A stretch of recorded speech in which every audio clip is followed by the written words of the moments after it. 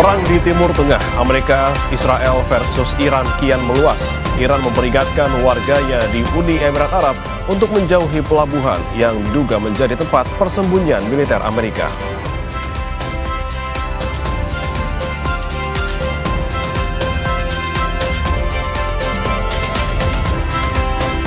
Kena operasi tangkap tangan, Komisi Pemberantasan Korupsi atau KPK menetapkan Bupati Cilacap Syamsul Aulia Rahman sebagai tersangka dalam kasus pemerasan uang tunjangan Hari Raya Idul Fitri 2026.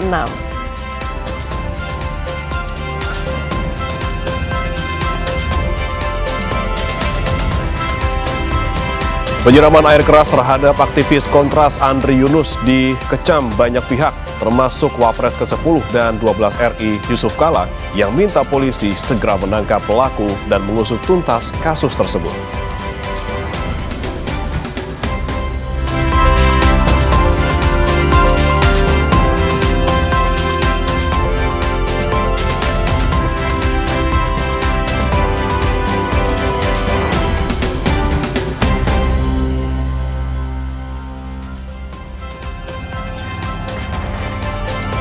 Selamat pagi saudara, Sapa Indonesia Pagi hadir hari ini Minggu 15 Maret 2026 bersama saya Putri Oktaviani. Dan saya Brema Natenaya. Akhir pekan di hari Minggu mungkin ada yang sudah bersiap-siap mudik, ada yang masih sibuk soal menyisakan waktu bukbernya ini, kayak masih banyak nih agenda yang mungkin 1-2 hari ke depan gitu ya Okta ya.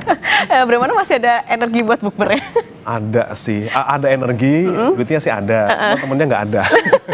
Tapi memang ini fokusnya orang-orang mungkin sudah terbagi ya. Ada yang kemudian sudah mulai mudik karena juga di beberapa titik mudik ini juga sudah mulai meningkat. Tapi memang belum terlalu signifikan ya Okta ya. Iya betul, karena memang prediksi untuk puncak arus mudiknya sendiri masih nanti sekitar tanggal 17-18 kalau tidak salah. Nah tapi kan tentu biasanya kalau yang namanya prediksi bisa iya bisa enggak nih gitu. Kadang-kadang kita mikirnya ntar aja lah gitu, masih entar. Ternyata ada ribuan orang yang berpikir sama, ternyata macet juga. Nah itu harus diantisipasi, tidak hanya kondisi tubuh saja tapi juga tentunya kondisi kendaraan harus tetap prima dan juga jangan kebut-kebutan, kalau ngantuk istirahat. Nah mumpung Okta ya, mungkin orang-orang belum kepikiran sekarang mudik.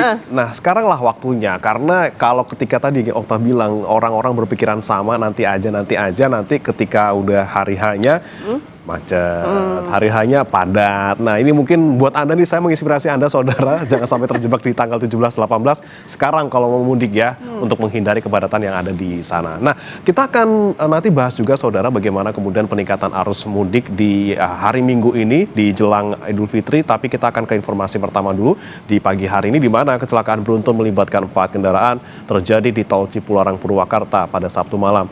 Akibatnya muatan sayuran dan buah-buahan berserakan, menyebabkan macet hingga 2 km.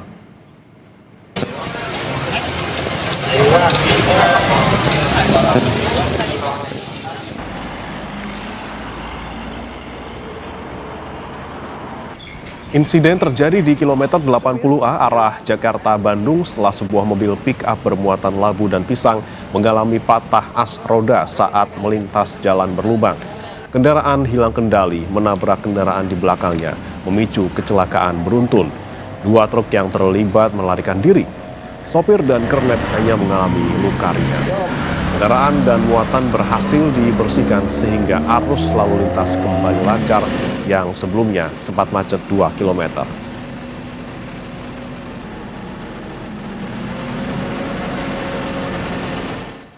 Jadi dari belakang ini ada lubang nih, as roda langsung patah ya karena beban juga ya. Habis itu mobil yang patah kan sebelah kanan, mau nggak mau larinya ke kiri karena mau nabrak pantai itu belakang truk yang kayak muatan semen tuh yang nggak ada baknya. Kita banting biar selamat, ambruklah mobil, baru di belakang macet terjadilah tabrakan beruntun. Berapa mobil yang terlibat tadi sih? 2 ini aja. Berikutnya saudara, mahasiswa menggelar aksi solidaritas untuk aktivis kontras Andri Yunus di Bundaran Universitas Gadjah Mada di Sleman, Yogyakarta, Sabtu sore.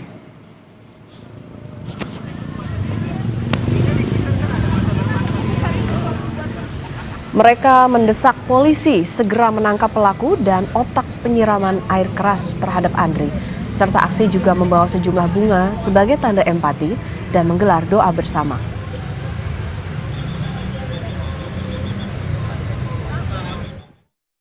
Tuntutan kami adalah tentunya untuk menuntaskan kasus Andri Yunus ini, mengungkap siapa otak di balik penyiraman air keras yang selama ini dibalut dengan kata orang tidak dikenal. Kita ingin negara membuka sejelas-jelasnya siapa pelakunya, tidak hanya aktor di lapangan saja, tapi juga aktor intelektualnya. Dan kita ingin jaminan dari negara untuk para pejuang hak asasi manusia, untuk tidak lagi dikriminalisasi, untuk bisa berbicara bebas dan memperjuangkan hak-hak masyarakat sipil. Wakil Presiden ke-10 dan 12 RI, Yusuf Kala, merasa prihatin terhadap kejadian penyiraman air keras terhadap aktivis Kontras Andri Yunus. Yusuf Kala berharap polisi segera melakukan investigasi terkait kejadian ini. Menurut JK Saudara, aksi penyiraman air keras tersebut diduga berkaitan dengan aktivitas yang dilakukan Andri Yunus. Namun demikian, JK melihat motif pelaku belum bisa dipastikan dan ada kemungkinan pelaku bertindak secara spontan tanpa motif yang jelas. Merespons kejadian tersebut, JK berharap polisi segera mengusut hingga tuntas. Tentu kita pertama prihatin dan sayangkan itu terjadi, dengan harapan polisi betul-betul, karena ini setelah KPK dulu, siapa namanya si Baswedan itu ini lagi kena lagi, berarti ada kelompok, ada siapa itu kita tidak tahu, supaya polisi tentu ada hubungannya dengan itu kegiatan yang bersangkutan. Jadi perlu kita lihat seperti itu, siapa yang dirugikan yang bertindak begitu. Ada juga kita tahu ada NSMA yang hobinya hanya sekedar iseng untuk mengira begitu. Kita tidak tahu nih, jadi tinggal polisi yang harus aktif untuk melihat. Mantan Gubernur DKI Jakarta Anies Baswedan dan mantan penyidik KPK Novel Baswedan menjenguk Wakil Koordinator Kontras Andri Yunus di RSCM Jakarta pada Sabtu siang. Anies mengaku tidak bisa bertemu langsung dengan Andri karena ia masih harus diisolasi untuk mencegah infeksi. Anies yang sempat bertemu dengan keluarga Andri mendorong penyelesaian kasus, termasuk mengungkap aktor intelektual. Kita percayakan kepada aparat kepolisian untuk bisa mencari pelakunya, menemukan pelakunya, lalu sampai kepada pemberi perintahnya. Bukan hanya pada eksekutor di lapangan, tapi pemberi perintahnya. Siapa pelaku penyiraman air keras terhadap Wakil Koordinator Kontras Andri Yunus masih menyisakan tanya. Berbekal rekaman kamera pengawas serta keterangan saksi, polisi masih terus melakukan penyelidikan. Kapolda Metro Jaya berjanji akan segera mengungkap kasus penyiraman air keras tersebut. Jadi masih dilakukan pendalaman. Ya, akuntansi masih bekerja. Kerja keras doakan saja bisa terungkap dengan cepat. Oke?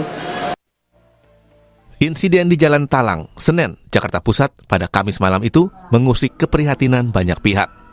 Ketua Komisi 3 DPR RI Habibur Rahman mendesak polisi bergerak cepat mengungkap tuntas kasus tersebut. Atas nama Komisi 3 DPR RI, kami mengecam keras aksi penyiraman air keras pada aktivis Kontras Andri Yunus. Kami sudah berkomunikasi dengan Kapolda Metro Jaya dan meminta agar kepolisian bergerak cepat mengusut kasus ini dan menangkap para pelakunya. Terhadap saudara Andri Yunus juga harus dilakukan pengawalan maksimal agar beliau benar-benar aman dari ancaman kekerasan susulan. Sementara itu, Direktur Eksekutif Amnesty International Indonesia, Usman Hamid bilang, apa yang dialami Andri Yunus diduga berkaitan dengan apa yang tengah dikerjakannya beberapa waktu terakhir. Khusus untuk Andri Yunus misalnya, sepanjang 1 tahun terakhir, ia memang banyak berkonsentrasi dan bersinggungan dengan permasalahan seputar reformasi militer. Meskipun kita masih harus menunggu bukti-bukti yang otentik, karena biasanya situasi-situasi yang penuh dengan ketegangan politik hari ini, termasuk konflik di antara para elit politik, bisa jadi ada pihak lain yang mendompleng, yang menggiring untuk seolah-olah pelakunya adalah militer. Padahal belum tentu. Di sisi lain, mantan Kabareskrim Polri, Komjen Purnawirawan Ito Sumardi bilang, dengan banyaknya rekaman CCTV yang diperoleh serta keterangan saksi-saksi, kasus ini bisa segera terungkap. Tidak hanya pelaku, tapi juga aktor intelektual serta motif penyerangan. Keterangan dari saksi-saksi di sekitar TKP ini juga akan bisa melengkapi. Dan menurut saya, karena ini meskipun ini ditangani oleh Polres Jakarta Pusat, ini mendapatkan atensi langsung daripada Pak Kapolri, yaitu dengan di backup dari Polda Metro Jaya dan dari Bareskrim. Sehingga untuk kasus ini ya kami berharap dapat diungkap secepatnya, baik pelaku, kemudian siapa yang menyuruh maupun motifnya. Wakil Koordinator Kontras Andri Yunus disiram air keras oleh orang tak dikenal pada Kamis malam. Dari rekaman CCTV terlihat Andri disiram oleh pengendara motor yang berboncengan di kawasan Salemba, Jakarta Pusat. Akibat penyiraman air keras, Andri Yunus mengalami luka bakar 24%. Tim Liputan Kompas TV. Kena operasi tangkap tangan, Komisi Pemberantasan Korupsi atau KPK menetapkan Bupati Cilacap Syamsul Aulia Rahman sebagai tersangka dalam kasus pemerasan uang tunjangan Hari Raya Idul Fitri 2026. Informasinya sesudah, saudara.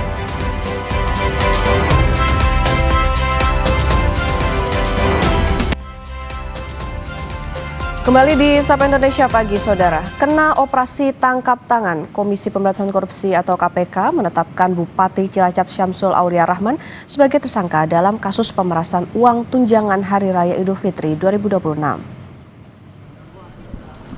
Aulia, ada yang mau disampaikan, Pak?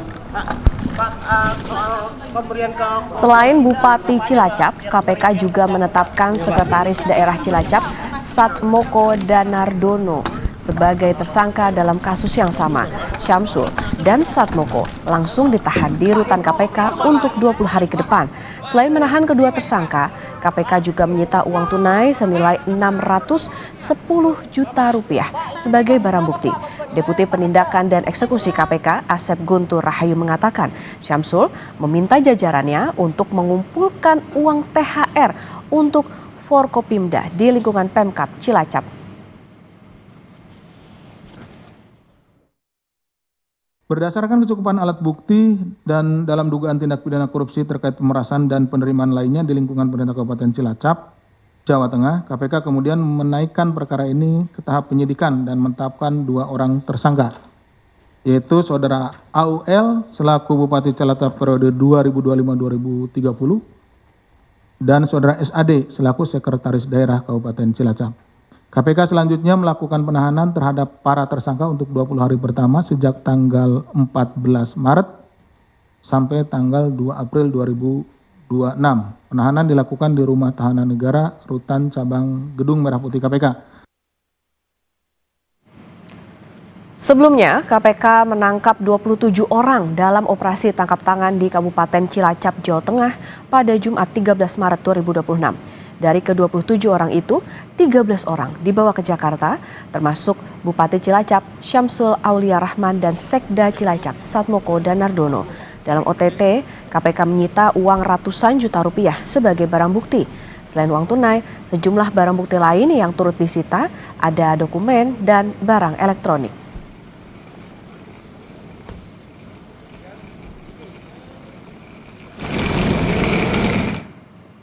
Kini kita beralih ke informasi Perang Timur Tengah, saudara. Ucapan pemimpin tertinggi Iran, Mojtaba Khamenei, untuk membalas serangan Amerika Serikat dan Israel ditindaklanjuti Garda Revolusi dengan gelombang serangan drone dan rudal ke sasaran musuh.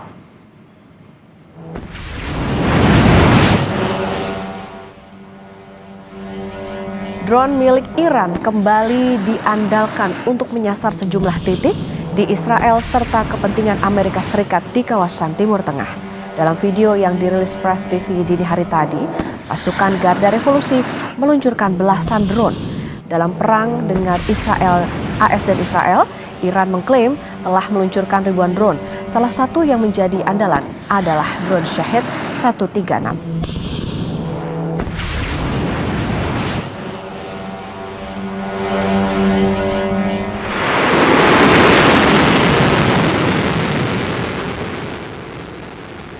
Tak hanya drone, Gelombang serangan rudal juga ditunjukkan Korps Garda Revolusi Islam Iran. Sepanjang Jumat kemarin, Iran meluncurkan gelombang serangan rudal ke-45 dan 46. Sejak perang pecah 2 minggu lalu, sebagian besar rudal menyasar 10 target strategis Israel dan 3 lokasi berkumpulnya pasukan Amerika Serikat.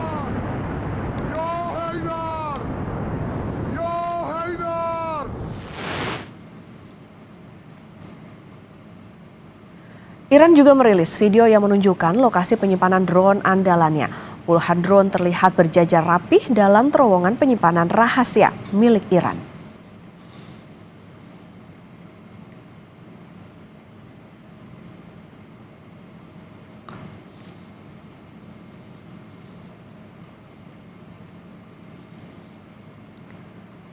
Berikutnya, Saudara, Amerika Serikat merilis serangan yang diduga menunjukkan serangan ke infrastruktur fasilitas minyak Iran di Pulau Kark.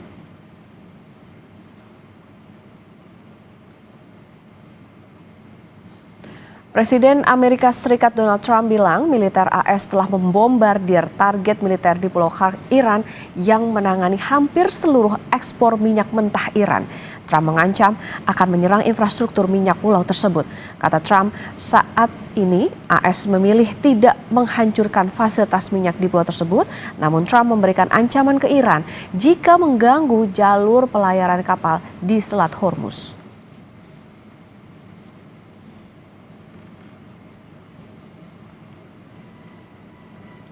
Amerika Serikat mengerahkan ribuan marinir dan kapal perang tambahan ke kawasan Timur Tengah. Pentagon telah menyetujui pengerahan unit ekspedisi marinir yang biasanya terdiri atas beberapa kapal perang dan 2.500 marinir. Mengutip sejumlah pejabat AS, kapal perang USS Tripoli yang berbasis di Jepang sedang dalam perjalanan ke kawasan Timur Tengah.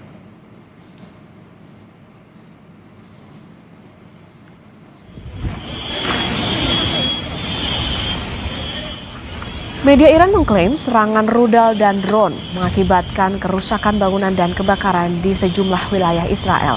Salah satu yang disebut terdampak serangan rudal Iran ada di wilayah Tel Aviv dan Holon. Belum ada pernyataan pemerintah Israel yang membenarkan serangan ini.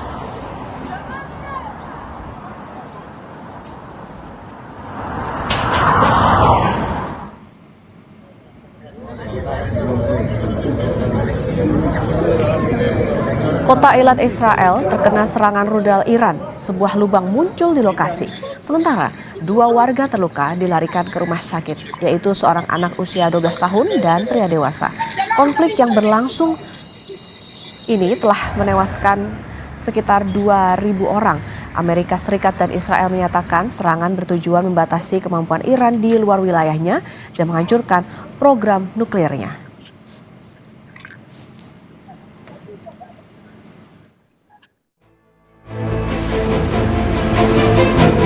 Akhir pekan, Perang Timur Tengah masih membara.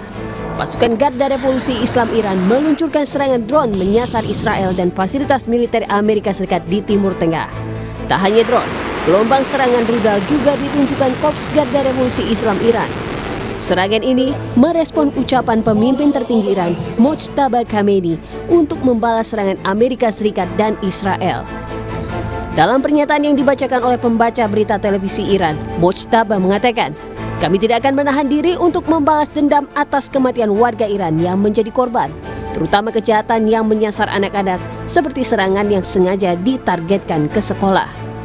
Di sisi lain, Amerika Serikat mengklaim jika Iran telah dihancurkan. Presiden Donald Trump menyampaikan banyak serangan ke Iran menjadi kemenangan besar. So the situation in Iran is going very well. A lot of big hits today, a lot of big wins today, as you probably have heard militarily. And I think it's going very well, and it's a very good control. We'll see what's happening with the Straits. They continue to try and sabotage their own country in the Middle East, but it's been very, very strong militarily. Senada dengan Trump, Perdana Menteri Israel Benjamin Netanyahu menyebut pihaknya bersama Amerika Serikat akan terus menyerang Iran. Netanyahu mengklaim telah menghancurkan infrastruktur nuklir hingga fasilitas peluncuran rudal milik Iran. Netanyahu juga mengancam bakal membunuh pemimpin tertinggi Iran yang baru. אני לא הייתי מוציא פוליסות ביטוח חיים על אף אחד מהמנהיגים של ארגוני הטרור ופטרון הטרור שלהם. ואני לא מתכוון למסור כאן דיווח מדויק מה אנחנו מתכננים ומה נעשה. ביחס לגרעין, אנחנו פגענו בתשתיות של גרעין, אמרתי גם שחיסלנו מדען. Sementara itu, di tengah klaim serangan yang digencarkan Amerika Serikat dan Israel terhadap Iran, Presiden Iran Masoud Pezeshkian justru turun ke jalan menemui warga tanpa pengawalan ketat. Pezeshkian menghadiri aksi Hari Quds, peringatan tahunan untuk menyatakan solidaritas terhadap Palestina. 2 pekan sudah perang berkecamuk di Timur Tengah, hampir 1.500 nyawa melayang, namun hingga kini belum ada tanda-tanda perang akan usai. Perang di Timur Tengah kian meluas. Iran memperingatkan warganya di Uni Emirat Arab untuk menjauhi pelabuhan yang diduga menjadi tempat persembunyian Amerika. Informasi yang kami dengar usai jeda tetap di Sapa Indonesia Pagi.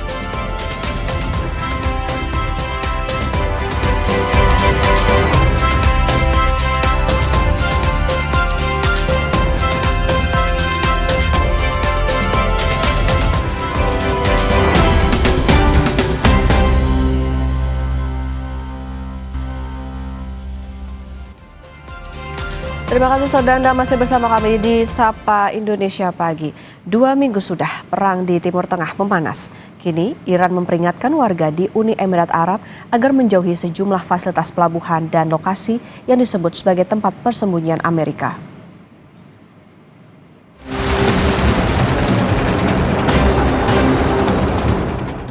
Perang AS Israel-Iran kian meluas. Terbaru, juru bicara Markas Komando Militer Hatam Al-Anbiya Iran, Ebrahim Zolfakari, melalui siaran televisi pemerintah Iran, Sabtu waktu setempat meminta warganya di Uni Emirat Arab untuk menjauhi pelabuhan.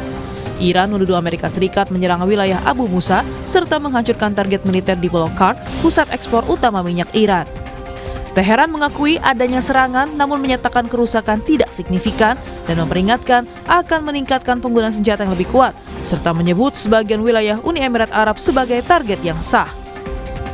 سران کشور امارات اعلام می‌داریم جمهوری اسلامی ایران حق مشروع خود می‌داند در دفاع از حاکمیت ملی و سرزمین خود مبدأ شلیک موشک‌های دشمن آمریکایی را در بنادر کشتیرانی، اسکله‌ها و مخفیگاه نظامیان آمریکا در پناه برخی از شهرهای امارات را مورد اصابت و هدف قرار دهد.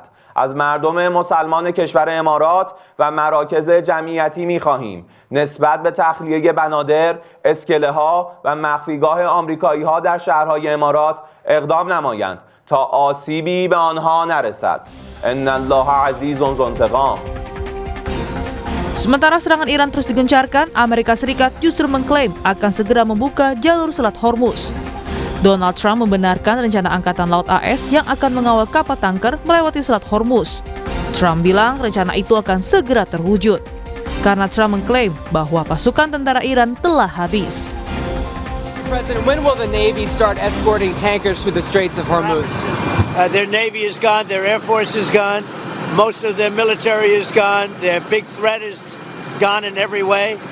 They have no radar, they have no anti-aircraft weapons, for the most part weapons, and for indefinitely they have no way of determining what they call visibility.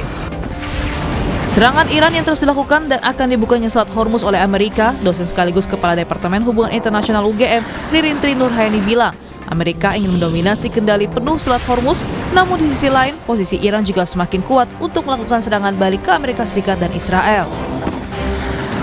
Saya kira Amerika Serikat berkeinginan untuk bisa mengambil kendali atas Selat Hormuz.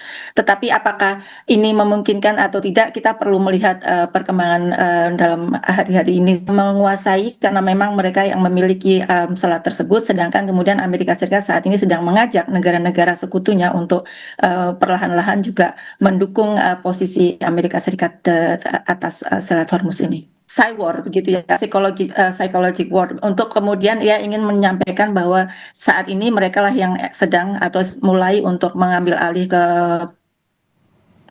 posisi begitu. Tetapi yang saya lihat sebenarnya sebaliknya, bahwa Iran sendiri masih memiliki kekuatan yang ditunjukkan dengan dia masih bisa memberikan serangan-serangan ke Israel, kemudian juga ke beberapa military base-nya Amerika Serikat, sehingga klaim itu saya kira menurut saya hanya klaim dari Amerika Serikat untuk menunjukkan bahwa dia mulai unggul dan kemudian dia bisa mengklaim bahwa Amerika Serikat lebih unggul dibandingkan Iran yang selama ini menurut dia dalam posisi Amerika Serikat menjadi pengganggu keterlibatan dan keamanan di Timur Tengah. Padahal justru sebaliknya realita yang terjadi dengan Iran diserang oleh Israel dan Amerika Serikat justru posisinya adalah yang mengganggu atau mengancam perdamaian keamanan di Timur Tengah adalah Israel dan Amerika Serikat. 2 pekan sudah perang berkecamuk di Timur Tengah. Hampir 1.500 nyawa melayang, namun hingga kini belum ada tanda-tanda perang akan usai.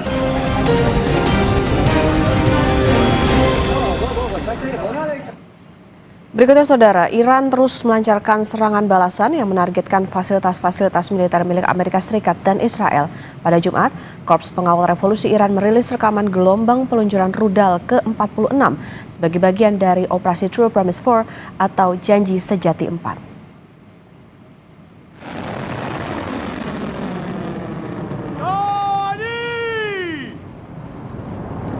Pernyataan Korps Pengawal Revolusi Iran menyebut telah mengidentifikasi 10 tempat persembunyian pasukan Israel dan 3 lokasi berkumpulnya pasukan Amerika Serikat. Karena itu, peluncuran rudal gelombang ke-46 itu bakal menargetkan tempat-tempat yang sudah dipetakan tersebut.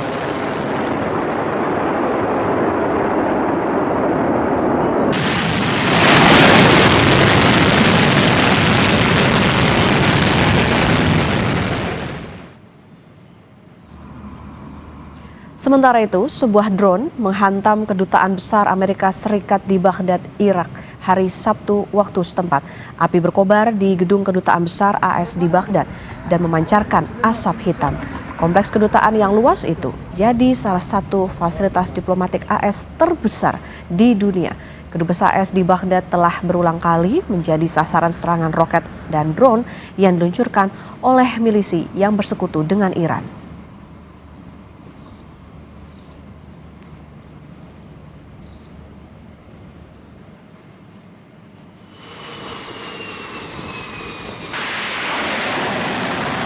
Sementara itu, Komando Pusat AS membantah klaim Korps Garda Revolusi Iran soal serangan yang berhasil merusak kapal induk USS Abraham Lincoln. Rekaman yang dirilis oleh militer AS menunjukkan kapal induk USS Abraham Lincoln masih melakukan operasi dalam perang dengan Iran. Kantor berita Reuters mengatakan tidak dapat memverifikasi secara independen tanggal dan lokasi video tersebut. Tidak ada versi video sebelumnya yang ditemukan secara online sebelum hari Jumat.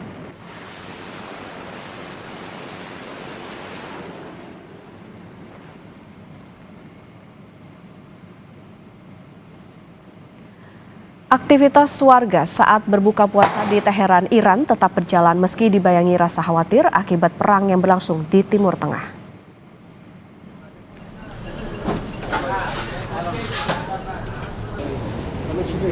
Visual Jumat malam, aktivitas warga Teheran untuk berbuka puasa tetap berjalan seperti biasanya sebelum terdampak perang.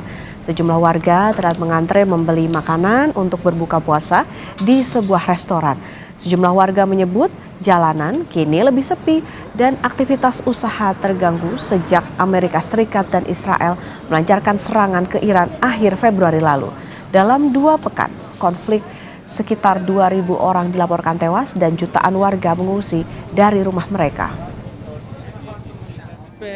این مشکلات اخیر مشتریامون خب نسبتاً کمتر شدن چون که مسائل جنگ هست و اینها ولی بازم اینجا شلوغه نسبت به جاهای دیگه. Kehancuran akibat serangan Israel di Gaza menimbulkan rasa rindu pulang ke rumah bagi pengungsi Gaza yang kehilangan rumah mereka. Di bulan Ramadan yang seharusnya dirayakan spesial, warga hanya bisa menyantap makanan sederhana di atas reruntuhan bangunan.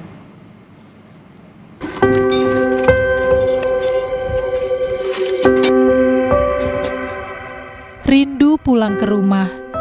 Itulah yang dirasakan para pengungsi Gaza setiap saat. Di tengah sisa-sisa kehancuran, mereka masih berharap suatu saat bisa kembali ke rumah. Salah satu pengungsi Al-Najar bercerita, tiap hari ia selalu menanti bisa kembali memiliki tempat berteduh yang nyaman dan layak, terlebih di saat Ramadan. Momen yang seharusnya disambut dengan istimewa, kini hanya bisa seadanya. Untuk melepas rindu akan rumahnya, Al-Najjar hanya bisa mengenangnya dengan berbuka puasa di atas reruntuhan sambil menyantap makanan sederhana. بنشتاق للبيت، بنروح بنفطر فوق البيت، بنحط أكلنا، بنتذكر أيام الحلوة. اليوم فيش أيام حلوة، اليوم معنا خيم، فران، عرس، نار، دخنة، يعني بتشوف معاناة كتيرة. Para pengungsi di Gaza kini bertahan dengan kondisi seadanya. Perang antara Iran dan Amerika Serikat yang sedang berlangsung memicu kekhawatiran baru akan nasib mereka ke depannya. بإيران هذا كتير حتأثر لأنه حننسى من الدول اللي بدها تساعدنا واللي بدها تقيم الركام. إحنا لسه هلقيت بنحلم قبل البناء نقيم الركام نقيم الركام بيوتنا عشان نستعيد الأمل إنه يكون السنة الجاي إن شاء الله يكون رمضان الجاي في بيوتنا. بس هذا حرب إيران مش مبشرة بالخير كتير. Perang yang berlangsung lebih dari 2 tahun di Gaza meninggalkan banyak kehancuran. Ribuan warga Gaza kehilangan tempat tinggal mereka akibat operasi Israel di wilayah tersebut.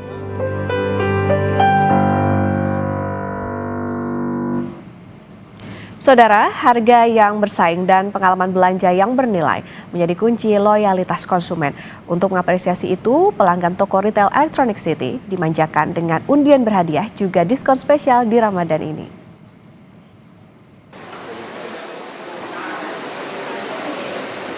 Voucher belanja, sejumlah alat elektronik, paket wisata, sampai motor dan mobil listrik diberikan Electronic City kepada konsumen setia. Melalui acara undian bertajuk Spectacular Surprise 2 kategori Gold di SCBD Jakarta, Sabtu siang, para pelanggan yang telah bertransaksi minimal 2,4 juta rupiah antusias menanti 24 hadiah menarik. Acara kali ini merupakan bagian puncak dari acara yang telah berlangsung sejak 28 Oktober 2025 hingga 28 Februari 2026. Di tahun kedua ini, Electronic City berharap para pelanggan semakin setia dan mendapatkan pengalaman belanja yang berkesan di Electronic City. Program kita sebut Spectacular Surprise, di mana ini adalah Spectacular Surprise kedua, lanjutan dari yang tahun sebelumnya. Acara ini sebenarnya sudah kita mulai dari tanggal 28 Oktober. Hari ini pengundian puncaknya, yaitu berhadiah mobil 2 unit, motor 4, kedua-duanya mobil dan motor listrik, dan berbagai macam hadiah menarik lainnya, mulai dari paket wisata, hadiah elektronik, dan lain-lainnya. Harapan kita tentunya konsumen dengan adanya rutin kita buat setiap tahun ini, kita terus dapat meningkatkan brand awareness kita kepada konsumen mengenai branding Electronic City, dan tentunya value added untuk konsumen bisa terus kita memberikan yang terbaik. Ya. Pemenang motor listrik, Linda, merasa senang bisa membawa pulang hadiah. Menunggu sejak pagi sampai sore dengan optimistis, Linda puas bisa mendapatkan motor. Ia bercerita biasa membeli alat elektronik untuk kebutuhan usaha hingga ratusan juta rupiah di berbagai cabang Electronic City. Terus happy banget, thank you buat Electronic City. Tahun lalu juga saya menang, tahun ini menang, rajin-rajin belanja aja. Biar kayak saya ya, semoga beruntung. Optimis sih dapat ya, soalnya belanjanya agak lumayan. Bisa lebih dari 30 kali ya. Semoga sukses, terus semoga customer tambah banyak, karena hadiahnya real, benar-benar kitanya jadi semangat belanja.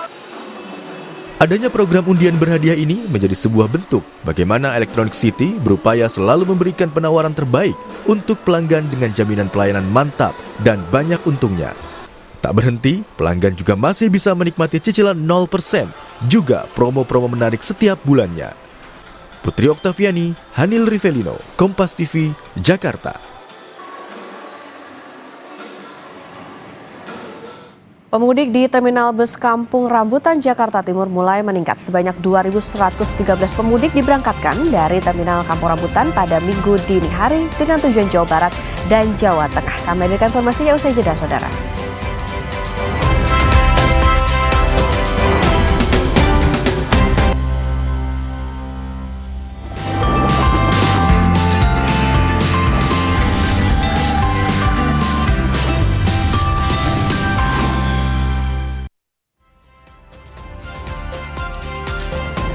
Pemudik di Terminal Bus Kampung Rambutan, Jakarta Timur mulai meningkat. Sebanyak 2.113 pemudik diberangkatkan dari Terminal Kampung Rambutan pada Minggu dini hari dengan tujuan Jawa Barat dan Jawa Tengah.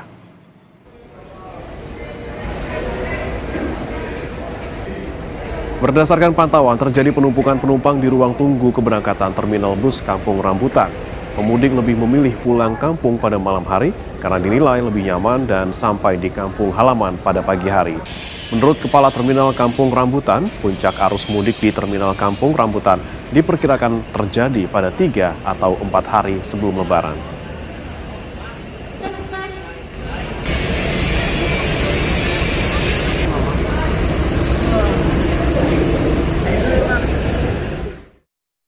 Angkutan Lebaran di Terminal Bus Kampung Rambutan sampai dengan tadi pukul 21.00 itu penumpang tercatat sudah berangkat sebanyak 2.113 penumpang dengan didominasi sore hingga malam hari ini adalah tujuan Jawa Barat dan Jawa Tengah. Untuk puncaknya diperkirakan akan terjadi pada H-4 atau H-3, maka dipastikan akan terjadi pada hari Selasa dan Rabu atau tanggal 17 dan 18 Maret 2026 gitu. Korlantas Polri memprediksi arus kendaraan keluar Jakarta masih akan meningkat menjelang puncak mudik Lebaran. Hingga Sabtu malam, kendaraan yang meninggalkan Jakarta tercatat 459.000 unit. Data operasi Ketupat mencatat 459.570 kendaraan telah keluar dari Jakarta. Jumlah ini baru sekitar 23% dari total proyeksi 3,6 juta kendaraan selama periode mudik. Artinya sekitar 3,2 juta kendaraan diperkirakan masih akan meninggalkan Jakarta dalam beberapa hari ke depan.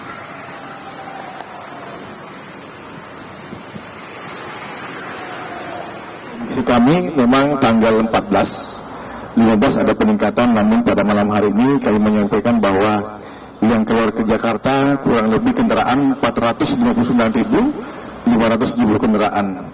Jadi masih ada dari proyeksi keluar ke Jakarta itu 3.671, 28 kendaraan, jadi masih ada sekitar 3,2 juta.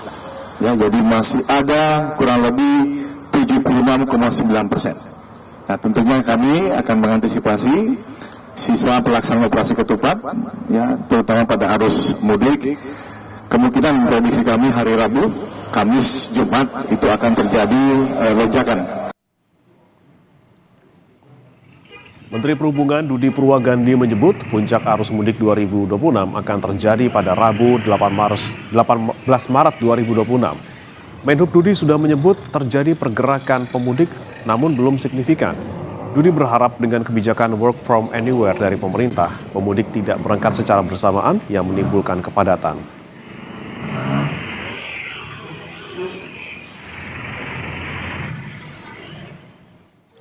Kalau puncak arus mudik diperkirakan tanggal 18.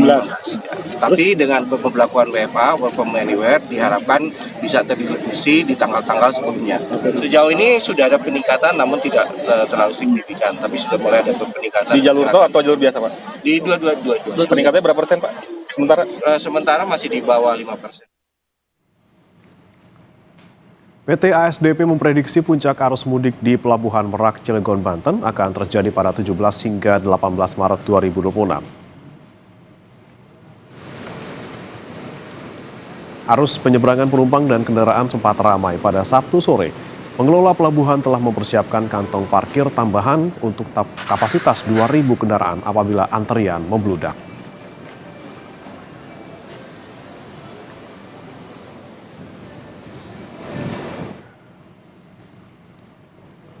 Sementara antrean kendaraan sepanjang 500 meter sempat terjadi di Pelabuhan Ciwandan, Kota Cilegon, Banten.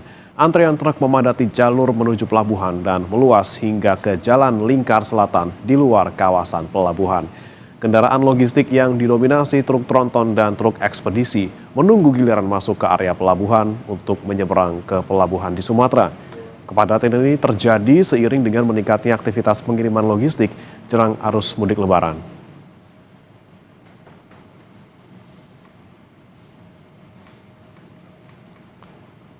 Sementara saudara, pagi ini lalu lintas di tol Cipali kilometer 166 terpantau ramai. Namun sempat terjadi antrean kendaraan mulai dari kilometer 159. Jumlah kendaraan arah Cikopo menuju Cirebon sejak hari Sabtu kemarin terpantau meningkat. Angka tersebut meningkat sekitar 75% dibandingkan dengan periode yang sama di hari sebelumnya.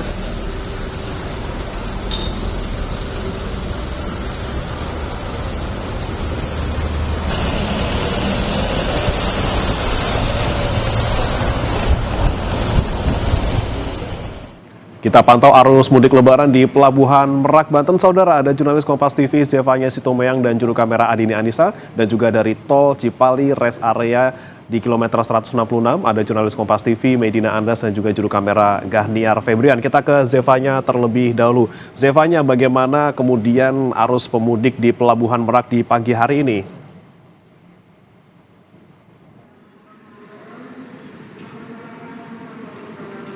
Selamat pagi, Bremana. Dari pantauan kami pagi hari ini di Pelabuhan Merak terlihat sejumlah kendaraan pribadi ini aktif masuk ke dalam Pelabuhan Merak, di mana ini terlihat cukup berbeda dengan hari kemarin kalau kami bandingkan ya. Ini lebih cukup ramai tapi masih cenderung lancar. Dan melihat tadi bagaimana aktivitas mobil yang hendak masuk ke kapal, ini memang tidak terlihat adanya antrian atau penumpukan. Artinya dari PT ASDP Pelabuhan Merak ini juga masih memantau atau menilai ini masih relatif landai untuk pemudik yang akan melakukan penyeberangan dari Pulau Jawa ke Sumatera. Memang kalau di pagi hari rata-rata kendaraan didominasi oleh kendaraan pribadi, Bremana, dan juga melihat dari PT ASDP Pelabuhan Merak ini menyebut bahwa rata-rata kendaraan yang masuk ini angkanya masih di bawah 5.000 kendaraan. Artinya ini masih cukup jauh dari jumlah kendaraan di puncak arus mudik. Sementara untuk puncak arus mudik lebaran sendiri ini diprediksi akan terjadi di tanggal 17 dan 18 Maret, sehingga nanti diprediksi akan ada sekitar 46.000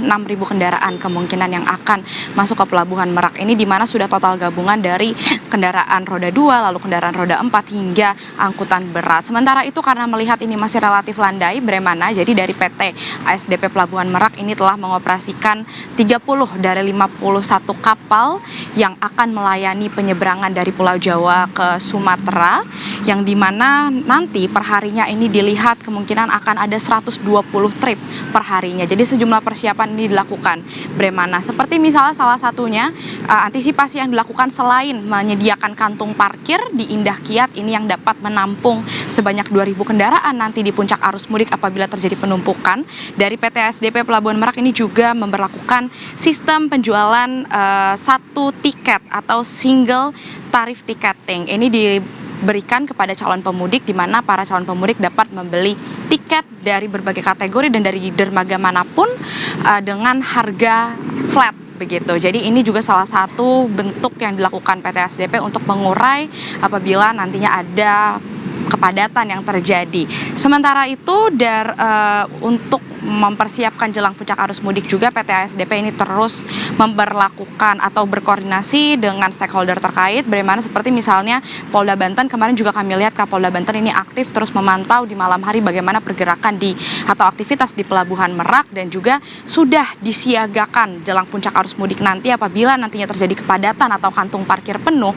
Dari Polda Banten ini akan menyiapkan sistem buffer zone atau zona penyangga. Ini akan diberlakukan sebagai tempat menunggu sementara dari kilometer 43 hingga ke kilometer 68 menuju ke Pelabuhan Merak dan juga Pelabuhan Indah Kiat. Selain itu juga sistem rekayasa lalu lintas seperti delay system ini juga sudah disiapkan oleh Polda Banten untuk melihat bagaimana nantinya arus kendaraan yang hendak masuk ke Pelabuhan Merak. Satu lagi yang dapat kami ingatkan mungkin Bremana kepada calon pemudik yang akan melakukan perjalanan penyeberangan dari Pulau Jawa ke Sumatera melalui Pelabuhan Merak ini mungkin dapat membeli tiket dari jauh-jauh hari, atau apabila Anda memang terpaksa harus membeli tiket di hari yang berdekatan dengan jadwal kepulangan Anda nanti, ini dapat membeli tiket dari radius yang cukup jauh dari Pelabuhan Merak. Ini juga salah satu cara agar tidak ada penumpukan di Pelabuhan Merak. Sementara demikian, Bremana, kembali ke studio. Baik, arus pemudik meningkat namun masih relatif landai di Pelabuhan Merak. Kita kini beralih ke tol Cipali kilometer 166, ada Medina Andas dan juru kamera Gahniar Febrian. Medina, jika dibandingkan dengan kemarin di ruas tol Cipali, seperti apa arus lalu lintas di sana?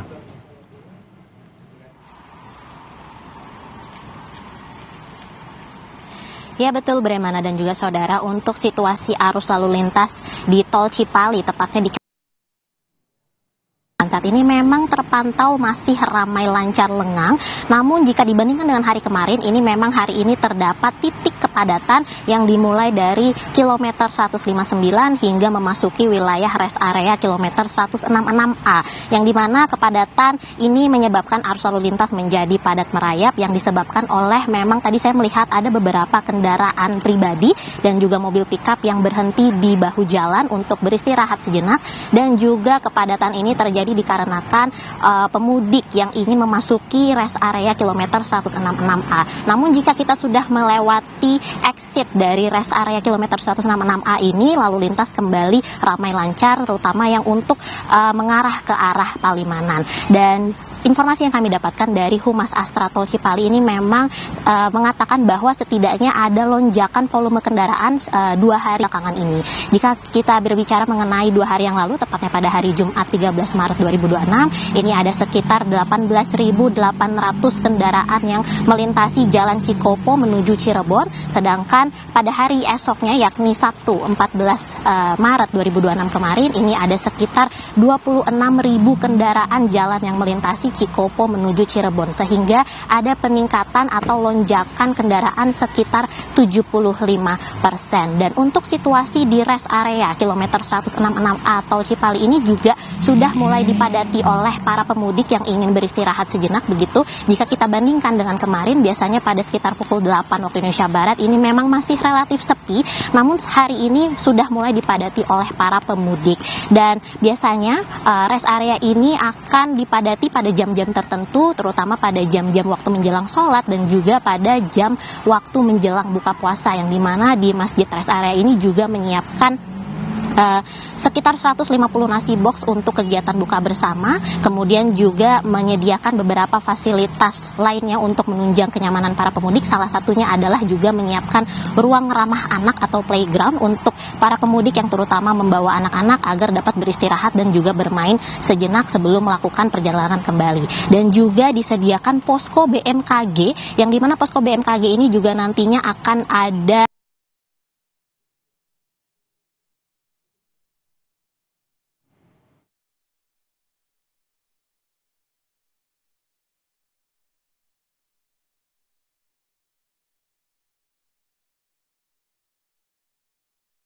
koneksi dengan baik, kami mengalami kendala koneksi dengan rekan Medina Andas di Tol Cipali, namun kami tangkap tadi informasinya sudah mulai ada penumpukan, tapi secara umum masih ramai lancar. Terima kasih Medina Andas dan juru kamera Ganiar Febrian dari ruas Tol Cipali, dan sebelumnya ada Zevanya Sitomayang dan juga juru kamera Adina Anissa di Pelabuhan Merak Banten. Selamat bertugas kembali. Informasi seputar arus mudik lainnya masih akan kembali usai jeda, saudara. Arus kendaraan dari Pelabuhan Gilimanuk, Bali menuju Pelabuhan Ketapang, Banyuwangi, Jawa Timur terus meningkat. Jumlah kapal feri ditambah untuk mengurangi antrian.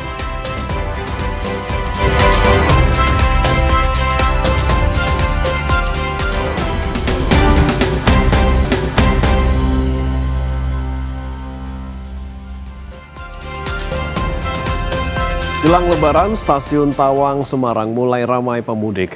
Penumpang memilih mudik awal untuk menghindari kepadatan di area stasiun.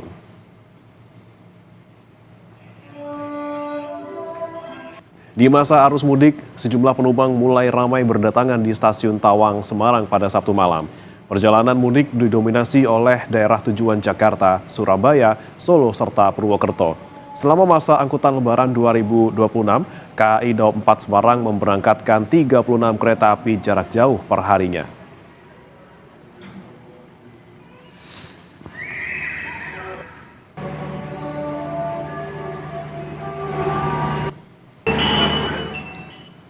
Arus kendaraan dari Pelabuhan Gilimanuk, Bali menuju Pelabuhan Ketapang, Banyuwangi, Jawa Timur terus meningkat. Jumlah kapal feri ditambah untuk mengurangi antrian. Lebih dari 12.000 kendaraan menyeberang dari Pelabuhan Gilimanuk, Bali menuju Pelabuhan Ketapang, Banyuwangi, Jawa Timur. Kondisi ini sempat memicu antrian di Pelabuhan Gilimanuk. Selain jelang Idul Fitri, arus kendaraan meningkat untuk menghindari penutupan pelabuhan saat perayaan Nyepi 19 Maret mendatang.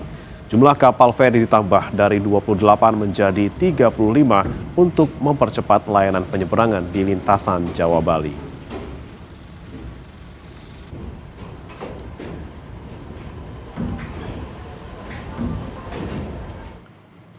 Jelang Lebaran, arus mudik di jalur Pantura Subang mulai meningkat sejak Sabtu malam. Kendaraan masih didominasi sepeda motor dan mobil pribadi serta truk. Kendaraan pemudik yang didominasi sepeda motor terlihat melintas secara berkelompok menuju arah timur atau menuju Cirebon pada Sabtu malam. Secara keseluruhan, kondisi lalu lintas masih terpantau ramai lancar. Selain sepeda motor, arus kendaraan di jalur Pantura Subang juga didominasi truk besar pengangkut barang dan mobil pribadi. Kepala Pos Pengamanan Pasar Sukamandi Polsek Ciasem bilang, peningkatan arus kendaraan pemudik mulai meningkat saat malam hari. Pemudik diimbau berhati-hati saat melintas di jalur Pantura Subang karena beberapa titik ruas jalan masih minim penerangan dan berlubang.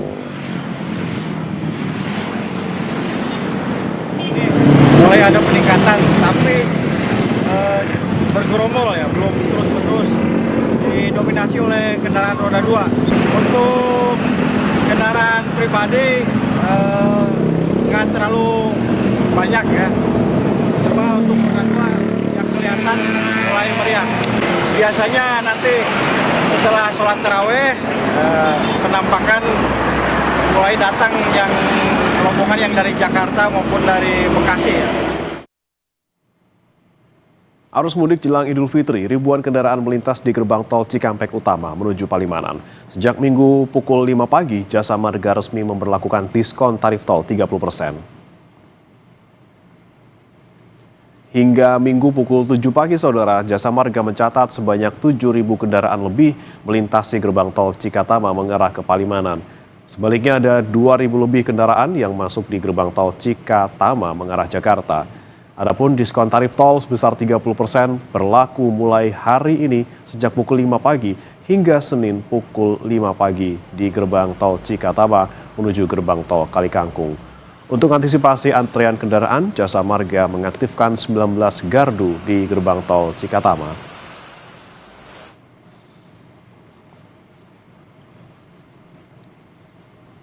Dan kita akan pantau situasi terkini arus mudik di tol Cikatama bersama jurnalis Kompas TV Renata Panggalo dan juru kamera Bimo Wicaksana. Selamat pagi Renata, untuk arus mudik di gerbang tol Cikampek Utama seperti apa pagi hari ini? Iya, Bremana, tampaknya teriknya matahari tidak membatalkan ya semangat dari para pemudik untuk melanjutkan perjalanan mengarah ke timur Jawa. Dari informasi yang kami dapatkan, data terakhir pukul 7 saja, untuk kendaraan yang masuk ke gerbang tol Cikatama mengarah ke Palimanan ini sudah mencapai 7.000 lebih kendaraan. Dan sebaliknya untuk arah ke Jakarta ini lebih sedikit, ada 2.000 lebih kendaraan. Jadi memang tandanya ini kita sudah memasuki arus mudik Lebaran dan sebentar lagi kita sudah akan mencapai puncaknya.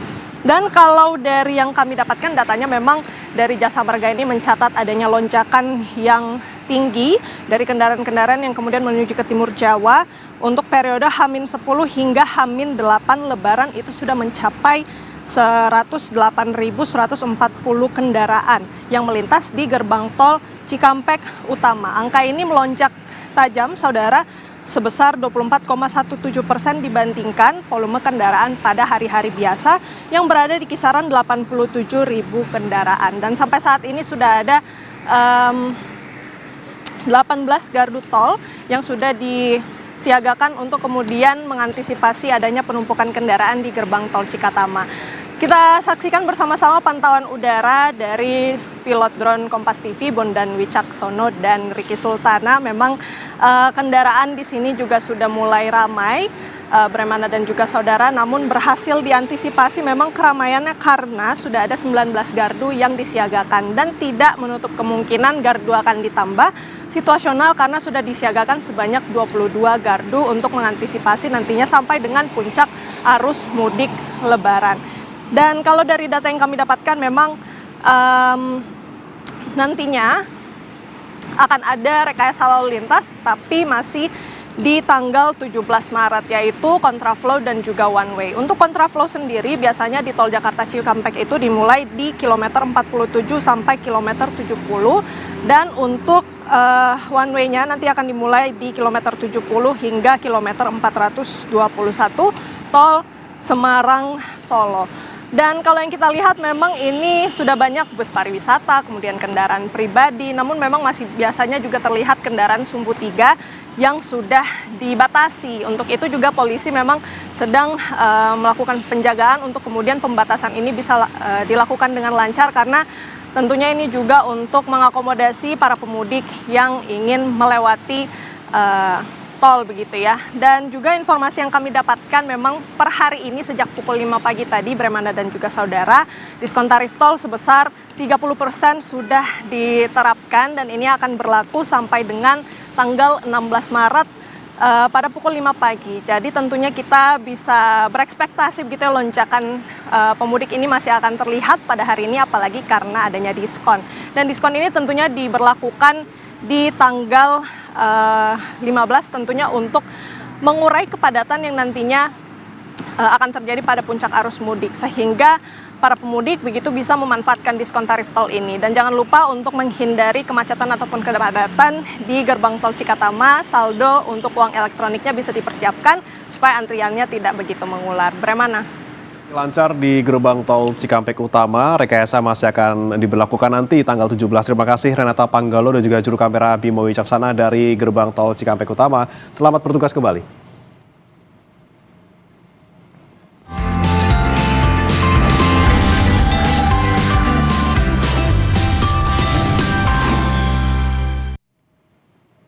Pemudik yang melintas di jalur tol Trans Jawa kini memiliki alternatif tempat singgah yang berbeda dengan panorama laut.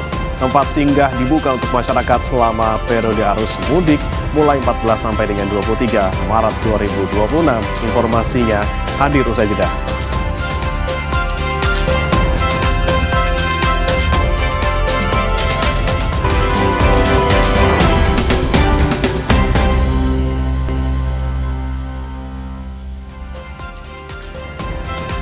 Saudara, kena operasi tangkap tangan, Komisi Pemberantasan Korupsi atau KPK menetapkan Bupati Cilacap Syamsul Aulia Rahman sebagai tersangka dalam kasus pemerasan uang tunjangan Hari Raya Idul Fitri 2026. Ada yang mau disampaikan, Pak? Selain Bupati Cilacap, KPK juga menetapkan Sekretaris Daerah Cilacap Satmoko Danardono sebagai tersangka dalam kasus yang sama. Syamsul dan Satmoko langsung ditahan di rutan KPK untuk 20 hari ke depan.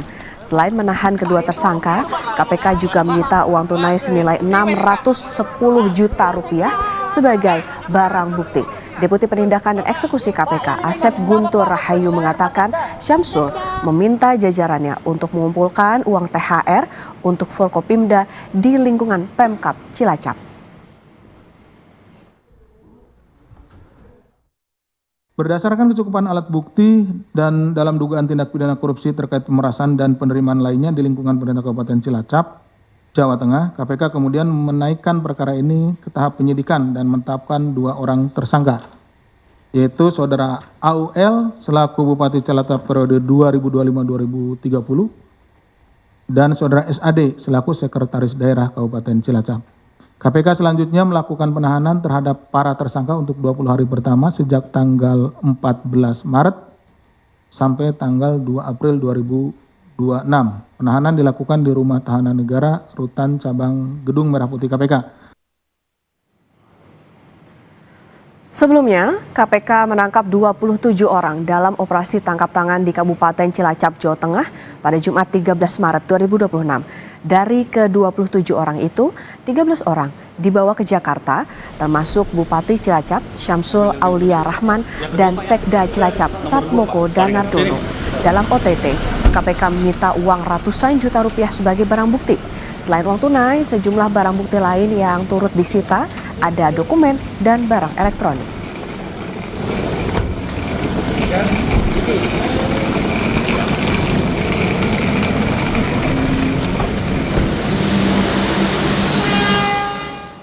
Sorotan lainnya, Saudara, Wakil Presiden ke-10 dan 12 RI Yusuf Kala merasa prihatin terhadap kejadian penyiraman air keras terhadap aktivis Kontras Andri Yunus. JK berharap polisi segera mengungkap kasus ini.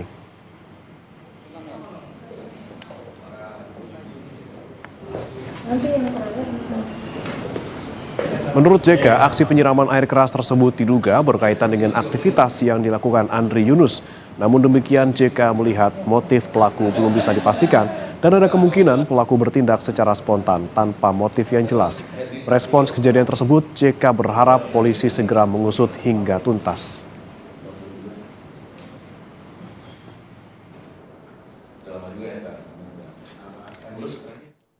Tentu kita pertama prihatin dan sayangkan terjadi, dengan harapan polisi betul-betul, karena ini setelah KPK dulu, siapa namanya si Baswedan itu ini lagi kena lagi, berarti ada kelompok, ada siapa itu kita tidak tahu, supaya polisi tentu ada hubungannya dengan itu apa namanya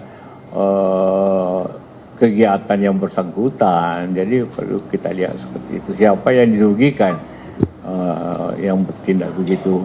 Ada juga kita tahu ada anak SMA yang hobinya hanya sekedar iseng untuk mengira begitu. Kita tidak tahu nih, jadi tinggal polisi yang harus aktif untuk melihat. Nah, Saudara, pemudik yang melintas di jalur tol Trans Jawa kini memiliki alternatif tempat singgah yang berbeda dengan panorama laut.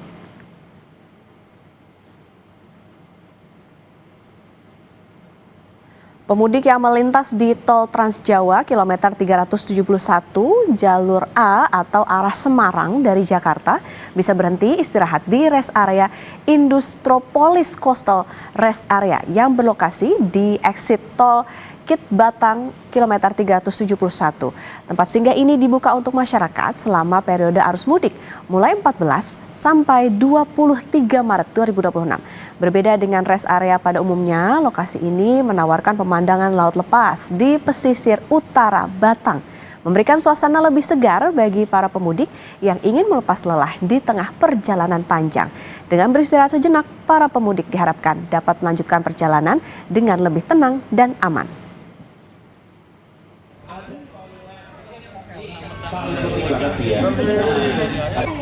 Oh, bagus banget Mas, view-nya bagus banget itu.